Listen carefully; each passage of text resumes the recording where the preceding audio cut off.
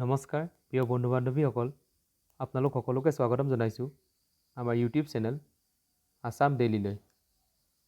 আজি আমি লৈ আহিছোঁ মে' মাহৰ 4th উইকৰ কাৰেণ্ট এফেয়াৰ্ছ। চ' ভিডিঅ'টো আৰম্ভ কৰোঁ।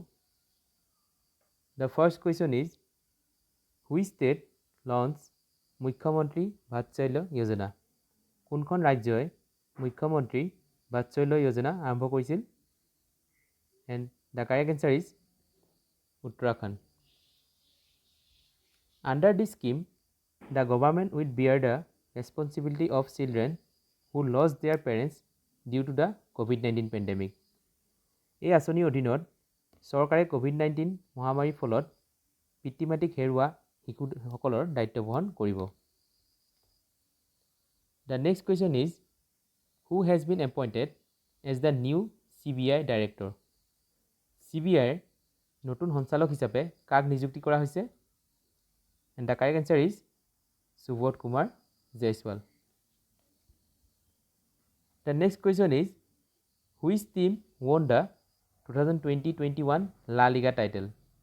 কোনটো দলে 2020-21 বৰ্ষৰ লা লিগা খিতাপ জিকিছিল?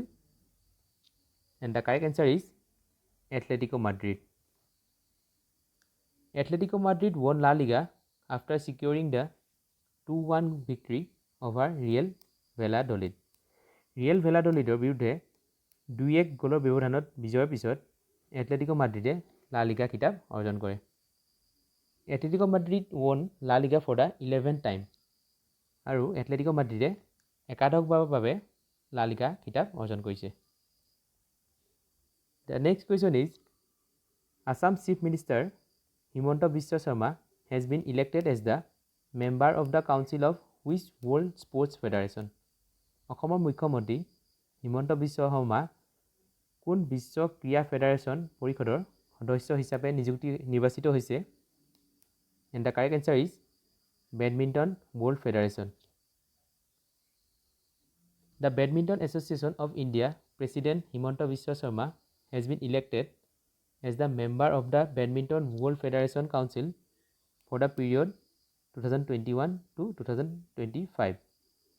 বেডমিণ্টন এছ'চিয়েশ্যন অফ ইণ্ডিয়াৰ সভাপতি হিমন্ত বিশ্ব শৰ্মা 2021 পৰা 2025 বৰ্ষৰ বাবে বেডমিণ্টন বিশ্ব ফেডাৰেশ্যনৰ পৰিষদৰ সদস্য হিচাপে নিৰ্বাচিত হৈছে। The next question is which country has name the cyclone Yaas? কোনখন দেশে ঘূৰ্ণিবতাহ ইয়াছৰ নামাকৰণ কৰিছে? And the correct answer is Oman. Tropical cyclone Yaas has been name by Oman আৰু এই ইয়াছ হৈছে এটা ক্ৰান্তীয় ঘূৰ্ণিবতাহ। It hits east coast states of Odisha and West Bengal. ই পূব উপকূলৰ ৰাজ্য উৰিষ্যা আৰু পশ্চিমবংগত আঘাত কৰে। The next question is who receives international any award 2020? আন্তঃৰাষ্ট্ৰীয় এনি বঁটা 2020 কোনে লাভ কৰে? And the correct answer is professor CNR Rao. Bharat Ratna professor CNR Rao has received the international any award 2020 for research into renewable energy sources and energy storage, also' called the energy frontier award. This is considered to be the Nobel prize in energy research. নৱীকৰণযোগ্য শক্তিৰ উৎস আৰু শক্তি সঞ্চয়ৰ গৱেষণাৰ বাবে আন্তঃৰাষ্ট্ৰীয় Eni বঁটা 2020 লাভ কৰিছে, যাক এনাৰ্জি ফ্ৰণ্টিয়াৰ বঁটা বুলিও কোৱা হয়। আৰু এই বঁটাক শক্তি গৱেষণাৰ নোবেল বঁটা বুলিও গণ্য কৰা হয়। The next question is which Indian boxer has won the 5th successive medal at the Asian boxing championship? কোন ভাৰতীয় বক্সাৰে এছিয়ান বক্সিং চেম্পিয়নশ্বিপত ক্ৰমাগত পঞ্চমবাৰৰ বাবে পদক জিকিছে? And the correct answer is Shiva Thapa. Indian boxer Shiva Thapa secured his 5th successive medal at the Asian Championship by advancing to the semi-final. ভাৰতীয় boxer Shiva থাপাই ছেমিফাইনেললৈ আগবাঢ়ি Asian চেম্পিয়নশ্বিপত ক্ৰমাগত পঞ্চমবাৰৰ বাবে পদক অৰ্জন কৰে।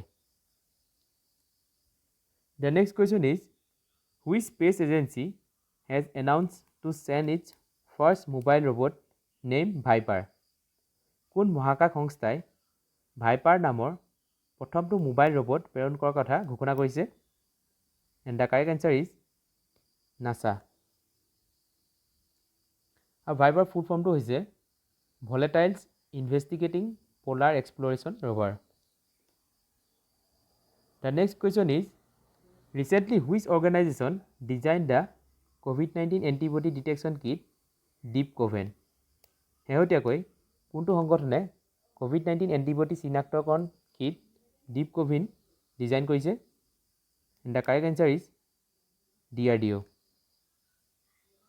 DRDO's Research Laboratory Defense Institute of Physiology and Allied Science, shortly DIPAS, has developed this kit.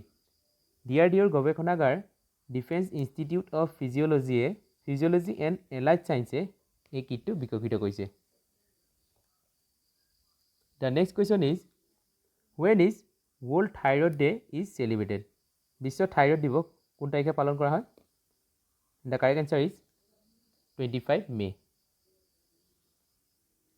আৰু এই দিৱসৰ পাৰ্পজটো হৈছে to create awareness of thyroid and the prevention and treatment of thyroid disease.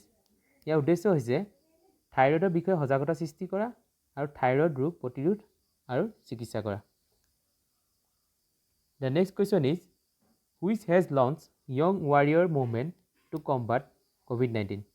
COVID-19ৰ বিৰুদ্ধে যুঁজ দিবলৈ কোনে যুৱ যোদ্ধা আৰম্ভ কৰিছে? And the correct answer is central board of secondary education, shortly CBSE. Young Warrior is a nationwide movement to engage 5 million young people to lead action against COVID-19 and impact 50 million people. Young Warrior হৈছে 5 নিযুত যুৱক যুৱতীক COVID-19ৰ বিৰুদ্ধে পদক্ষেপ লোৱাৰ বাবে আৰু 50 নিযুত লোকক প্ৰভাৱিত কৰিবৰ বাবে এক দেশব্যাপী movement. The next question is which country is the largest source of FDI in India for 2020-21? 2020-21 বৰ্ষৰ বাবে ভাৰতত FDIৰ সৰ্ববৃহৎ উৎস কোনখন দেশ হৈছে? FDI ফুল ফৰ্মটো আপোনালোকে মনত ৰাখি দিব, হৈছে foreign direct investment. And the correct answer is Singapore. US is the second largest source of foreign direct investment, shortly FDI, into India during 2020-2021. আৰু US হৈছে second largest source of FDI. আৰু ফাৰ্ষ্টখন হৈছে Singapore. The next question is which state approved the recovery of property damage bill? কোনখন ৰাজ্যই সম্পত্তি ক্ষতি ৰখাৰ বিল অনুমোদন জনাইছে? And the correct answer is Haryana. The bill is being implemented in the state due to which any damage done to the people's shops, vendor carts, houses, government offices, vehicles, buses, and other public property in use of any movement will be recovered from the protesters.